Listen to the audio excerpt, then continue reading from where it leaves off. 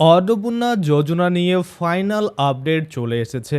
অন্নপূর্ণা যোজনায় কারা পাবে ৩,০০০ টাকা জানিয়ে দিলেন মুখ্যমন্ত্রী শুভেন্দু অধিকারী। গতকাল রাতে লাইভ করে কিন্তু জানানো হয়েছে কোন কোন নিয়ম রয়েছে, যোগ্যতা কি রয়েছে, কারা পাবে কারা পাবে না, একদম ফাইনাল জানিয়ে দেওয়া হয়েছে। এবং আপনারা কিন্তু আগামী ১৭ আগস্ট থেকে ১৮, ১৯, ২০ এই ৩ দিনের মধ্যেই কিন্তু আপনাদের অ্যাকাউন্টে ৩,০০০ টাকা ঢুকতে দেখতে পাবেন।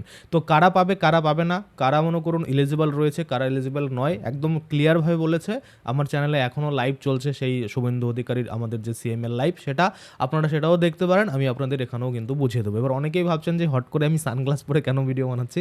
আমার চোখে একটু সমস্যা হয়েছে, যার জন্য আমি আপনাদের সেই চোখ দেখাতে পারছি না।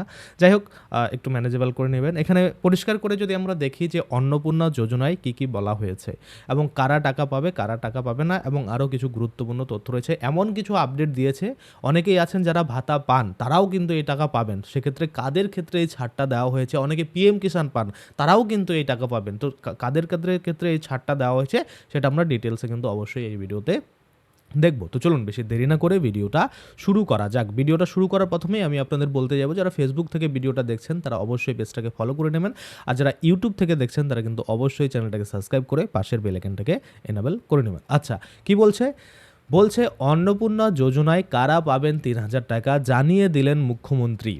পশ্চিমবঙ্গের অন্নপূর্ণা যোজনার টাকা কারা পাবেন আর কারা বাদ পড়বেন তা নিয়ে নতুন বিস্তারিত শর্ত জানানো হয়েছে। আবেদন যাচাইয়ের কাজ শেষ পর্যায়ে। আগামী ১৭ আগস্ট থেকে যোগ্য উপভোক্তাদের ব্যাংক অ্যাকাউন্টে টাকা পাঠানো শুরু হবে বলে জানানো হয়েছে। কি বলছে? তাহলে আমরা সরাসরি চলে যাই যে কারা এলিজিবল রয়েছে, তাই না, কারা পাবে। দেখুন, বয়স ২৫ থেকে ৬০ বছর হলে আবেদন করা যাবে। যোগ্য মহিলারা মাসে ৩,০০০ টাকা পাবে। পরিবারের কেউ পিএম কিষাণের সুবিধা পেলেও নির্দিষ্ট শর্তে অন্নপূর্ণা যোজনার টাকা পাওয়া যাবে। অনেকেই টেনশন করছিলেন যে পিএম কিষাণ পেলে হয়তো পাবেন না, না সেটা কিন্তু নয়। আচ্ছা, তারপরে যারা মনে করুন প্রতিবন্ধী ভাতা পায় তারা কিন্তু এই টাকা পাবে। অর্থাৎ কোনো মহিলা যদি প্রতিবন্ধী হয়ে থাকে, তিনি যদি ২৫ থেকে ৬০ বছরের মধ্যে বয়স হয়, তো প্রতিবন্ধী ভাতার যে টাকা আগে ১,০০০ টাকা ছিল, বর্তমানে ১৫০০ টাকা করা হয়েছে।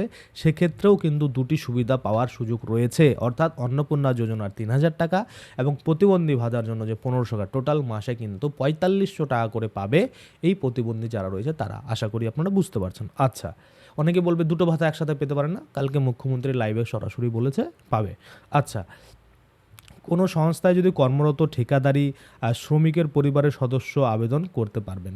আর আরও একটা এখানে বলেছে যে মনে করুন অনেকের ক্ষেত্রে দেখা যায় যে বিধবা ভাতা পাচ্ছে এবং অন্নপূর্ণা ভাতায় আবেদন করেছে। বিধবা ভাতা ১৫০০ টাকা, আগে ১,০০০ টাকা ছিল, এখন ৫০০ টাকা বাড়ানো হয়েছে, কিন্তু অন্নপূর্ণা যোজনা হচ্ছে ৩,০০০ টাকা।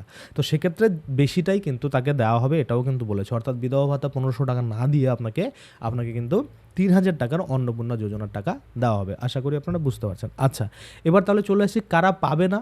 আমরা দেখে নিলাম কারা পাবে, তাই না? এবার কারা পাবে না সেটা যদি আমরা দেখি, আমরা দেখতে পাচ্ছি পরিষ্কার করে বলেছে মাসিক আয় ১০,০০০ টাকা হলে সুবিধা মিলবে না। এবার অনেকেই এখানে কনফিউশন যে দাদা ১০,০০০ টাকা মাসিক সেটা কার? সেটা হচ্ছে যে ক্যান্ডিডেট অ্যাপ্লাই করছে তার, আপনার বাবা, আপনার মায়ে বা অন্য ফ্যামিলি কারণ নয়। আপনি ধরুন, আমি অন্নপূর্ণা যোজনা অ্যাপ্লাই করছি, সেক্ষেত্রে আমি যদি মাসে ১০,০০০ টাকা ইনকাম করি তাহলে আমি এটার জন্য এলিজিবল নই। আশা করি আপনারা বুঝতে পারছেন। আচ্ছা, তারপরে বার্ষিক পারিবারিক আয় ১২ লক্ষ হলে সুবিধা পাওয়া যাবে না। অর্থাৎ পরিবারের ইনকাম যদি ১২ লক্ষ টাকা বছরে, অর্থাৎ মাসে ১,০০,০০০ টাকা হয়ে থাকে, তাহলেও আপনারা এই সুবিধা পাবেন না। আচ্ছা, তারপরে কি বলছে যে ২৫ বছরের কম বয়স হলে আবেদন করা যাবে না, এটা আপনারা সকলেই জানেন। তারপর কেন্দ্র বা রাজ্য সরকার, পঞ্চায়েত, পৌরসভা বা সরকারি মনে করুন সরকারি সাহায্যপ্রাপ্ত শিক্ষা প্রতিষ্ঠান কর্মরত বা স্থায়ী সরকারি চাকরিজীবী পরিবারের ক্ষেত্রেও কিন্তু এই সুবিধা পাওয়া যাবে না, পরিষ্কার করে কিন্তু বলেছে। আচ্ছা, ৭টি পৌর নিগম এলাকায় অর্থাৎ কর্পোরেশন এলাকায় ৫০ ডেসিমেলের বেশি জমি থাকলে সুবিধা মিলবে না, যেটা কিন্তু আগে গ্রামের ক্ষেত্রেও ছিল, এখন কিন্তু সেটা তুলে দিয়েছে। অর্থাৎ আপনাদের যদি ১.৫ বিঘার মতো সম্পত্তি থাকে কর্পোরেশন এলাকায়, তাহলে কিন্তু আপনারা এই যোজনার টাকা পাবেন না। গ্রামের ক্ষেত্রে কোনো সমস্যা নেই, কোনো ডেসিমেলের কথা বলেনি, আগে ছিল, এখন তুলে দিয়েছে। আর পৌরসভার ক্ষেত্রেও কিন্তু তাই, আপনার কতটা জমি রয়েছে সেটা দিয়ে কোনো ফ্যাক্টর না, আপনি টাকা কিন্তু পাবেন। আচ্ছা, তারপর কি বলছে, তিন কক্ষের বাড়ি সংক্রান্ত নিয়ম গ্রামীণ এলাকায় শিথিল করা হয়েছে। অর্থাৎ এই যে 3টা পাকা বাড়ি থাকলে, পাকা বাড়ি নয়, পাকা রুম থাকলে টাকা পাবে না, এটা গ্রামের ক্ষেত্রে নয়, গ্রামের ক্ষেত্রে শিথিল করা হয়েছে, এটা কিন্তু পরিষ্কার বললো, মানে তুলে নেওয়া হয়েছে।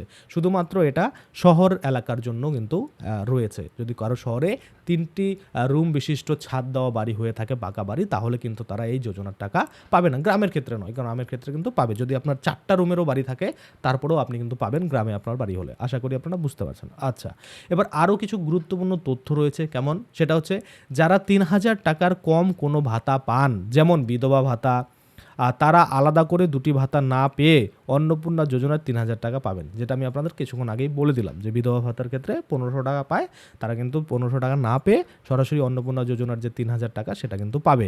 কিন্তু প্রতিবন্ধী ভাতার ক্ষেত্রে একসাথে দুটোই পাবে, অর্থাৎ 1500 পাবে প্লাস 3000ও পাবে, টোটাল 4500 পাবে। আশা করি আপনারা বুঝতে পারছেন। আচ্ছা, তবে আমরা যদি দেখি যে প্রতিবন্ধী ভাতা ও পিএম কিষাণের ক্ষেত্রে নিয়মে ছাড় রয়েছে, আপনারা এই দুটো পালেও সেই অন্নপূর্ণা যোজনার টাকা পাবেন, এটাই কিন্তু এখানে পরিষ্কার করে বলছে। আশা করি আপনারা বুঝতে পারছেন। তাহলে এই ছিল টোটাল আপডেট। 17ই আগস্ট থেকে যোগ্য উপভোক্তাদের ব্যাংক অ্যাকাউন্টে টাকা দেওয়া শুরু হবে। যাদের ভেরিফিকেশন সম্পূর্ণ হয়েছে তাদের ব্যাংক অ্যাকাউন্টে সরাসরি এই টাকা পৌঁছে যাবে। এবং 17 তারিখে বলেছে মানে আপনারা সবাই 17 তারিখে চেক করবেন সেটা নয়, 17, 18, 19, 20 তারিখের পরে আপনারা অ্যাকাউন্ট চেক করবেন, তাহলে 100% দেখবেন আপনাদের টাকা কিন্তু ঢুকবে যারা এলিজিবল রয়েছেন। আশা করি আপনারা বুঝতে পারছেন। আজকের জন্য ভিডিওটা এখানে শেষ করছি। ধন্যবাদ।